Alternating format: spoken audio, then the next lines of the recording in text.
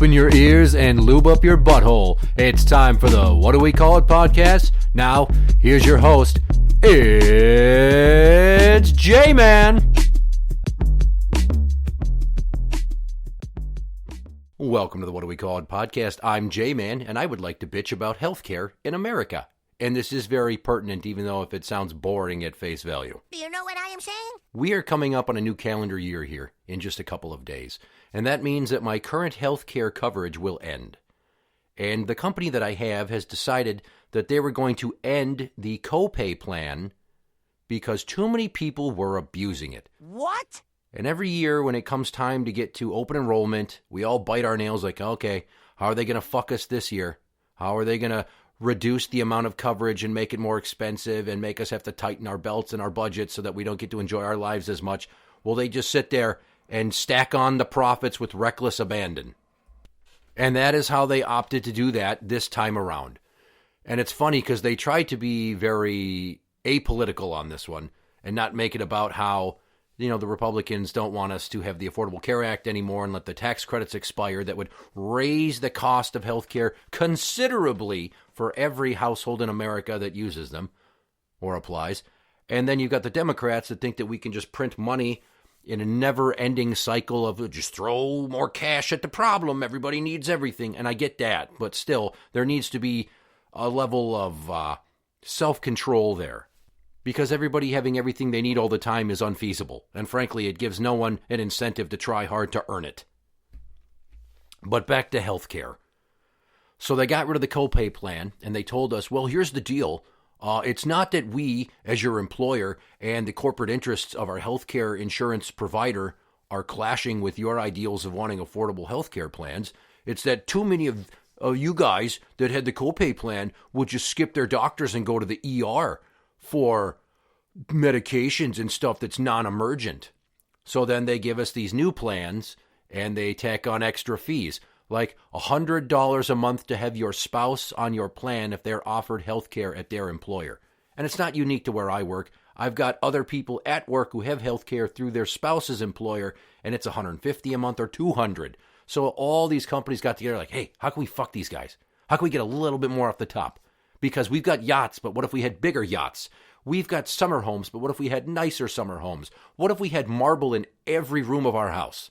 What if we didn't have any carpet because everything was diamond-encrusted tile and we all had trophy wives and drove Maseratis, or however these fucking healthcare provider CEOs think, those cunts. They're vampires bleeding us all dry. So in addition to the fee for spousal enrollment, they also now are charging $100 every time you go to the ER if it is not deemed emergent. And there's a list of a few very vague things that you would think, oh, okay, broken bone, I'm having a heart attack, or I need CPR or life-saving measures. But then it's like, well, who decides what is and isn't emergent? And how bad are they going to fuck how many people?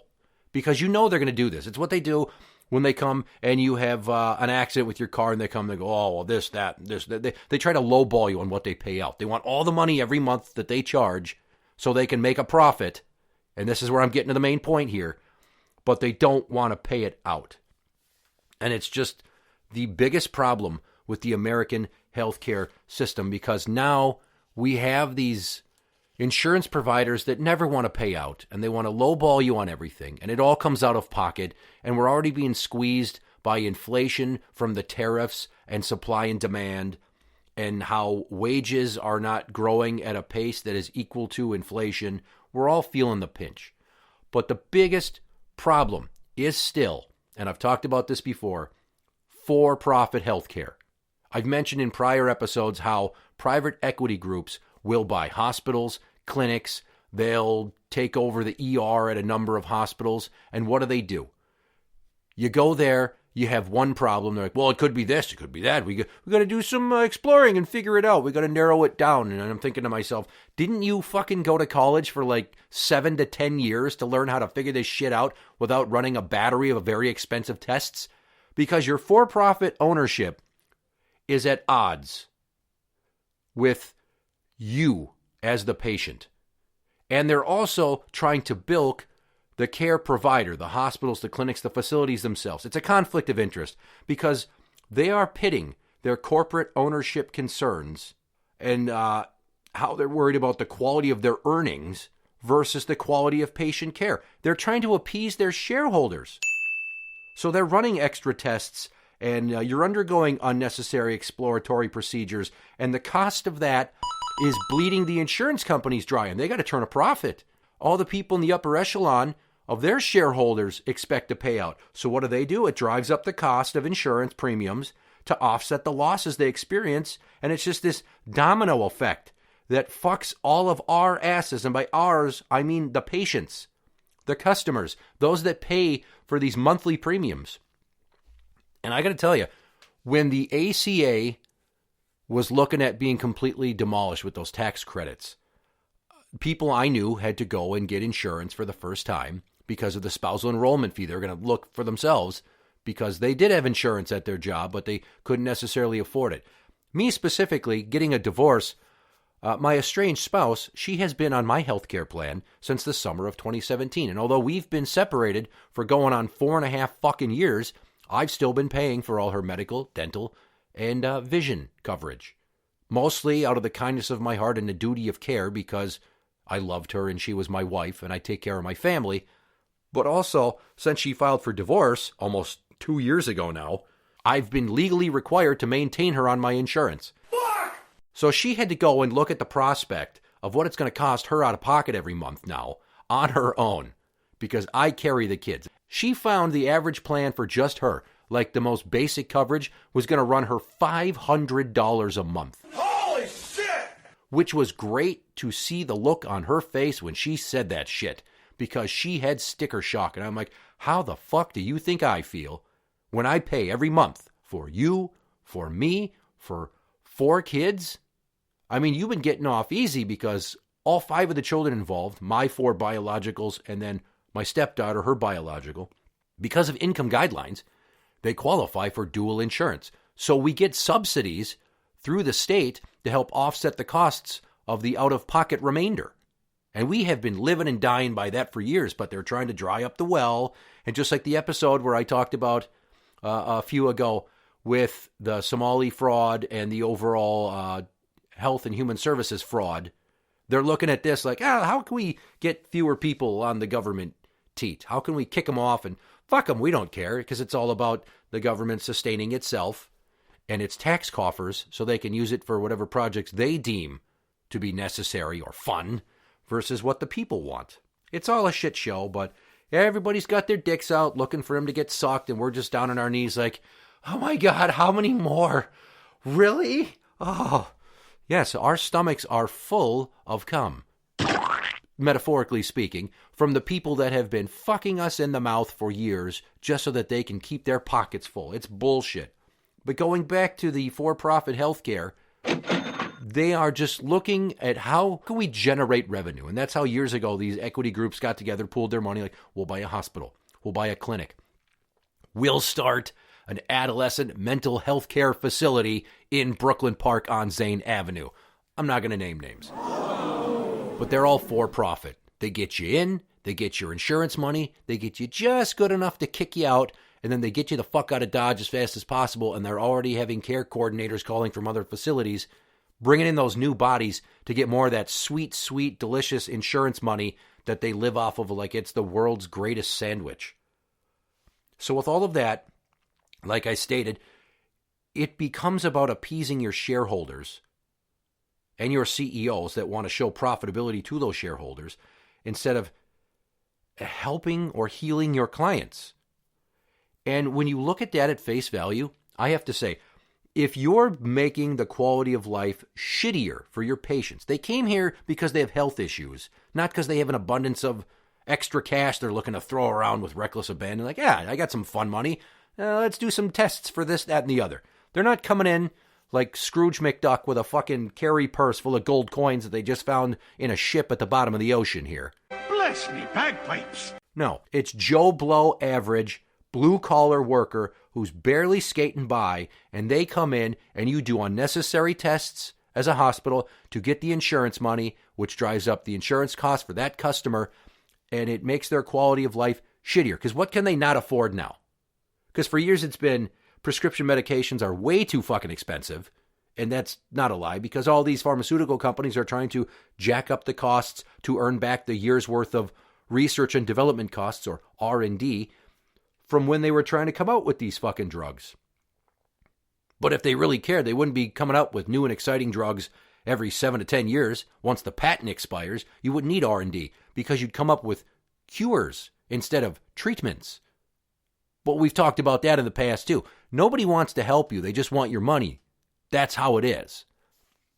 But to make the quality of life for your customers shittier when you're a care provider. Fuck you! And then the hospitals and clinics you go to are understaffed, underfunded, they don't have supplies, they can barely fucking make ends meet because they're getting bilked.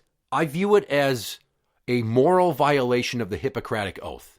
Do no harm. That's what everyone in healthcare takes, right? But it's not about giving the best care like it is in the other 32 fucking countries of the 33 developed ones that could have government funded or free healthcare for all. No, America, we just can't figure it out because of corporate interests.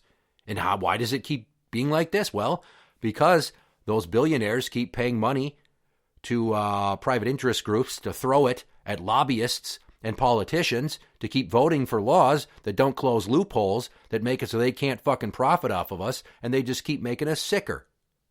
And then they buy these food companies, and all of our food is poison. If you look at the amount of dyes and shit and everything. I hate to bring up RFK Jr. again, but he's got kind of a point about all the dyes that are in all of our foods. And if you look at like a bag of Fruit Loops in America, it's a rainbow cascade of chemicals. And if you look at Fruit Loops from another country, like even say just Canada, it's very bland and it almost doesn't even look like anything you'd recognize. It's very lightly yellow and orange because it's made from corn and oats. Yeah. They're poisoning us with cheap food and fast food and clogging our arteries and giving us cancer. And then we go to these fucking facilities and we need care, but the cost of care is astronomical and they can't cure cancer because that wouldn't fucking give them all that sweet, sweet money from all the chemo and shit everybody needs. And they're going to run all these tests to figure out what kind of cancer it is. And maybe you need them and maybe you don't. Maybe they figured it out right away, but they're like, well, let's just for the sake of argument, try to eliminate any possibilities. We can get a few more dollars out of that, right? Yes, we can. They're not going to be any the wiser, are they? No, because it doesn't cost the same for a single procedure at any one facility. We can charge what we want because we have private equity group ownership. We're for profit. We're going to get that money, and that's how it goes. That's what we're facing. So right now, the Republicans have been kicking the can down the road for a long time here. They've been trying to kill off the Affordable Care Act, or Obamacare as it's known, because they don't like it. They're trying to cut costs and they're trying to reduce taxes. But what they do to reduce taxes results in fucking everybody else, except for themselves, because many of them are affiliated with private equity group ownership and such. So now, this week, they're supposed to vote on extending the ACA tax credits. Otherwise, everybody's healthcare costs are going to, double and sometimes triple, depending upon what kind of coverage you have.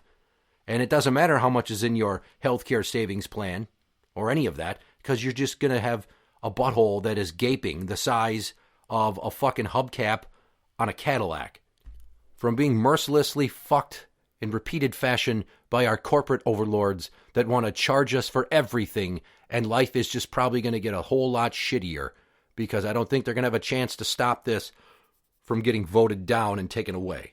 I think we're all in for a rude awakening, and it sucks. So I hope you and yours had a good holiday. Get ready for 2026 to suck harder than a whole fucking stadium-sized Dyson attached to your fucking ball sack, because it's going to be terrible. Get ready. Interact with the show on Twitter at What Do We Call It? That is at What Do We Call It? You can find us on Facebook at facebook.com/group/What Do We Call It podcast show. For the What Do We Call It podcast, I'm Jmann. And that's the end.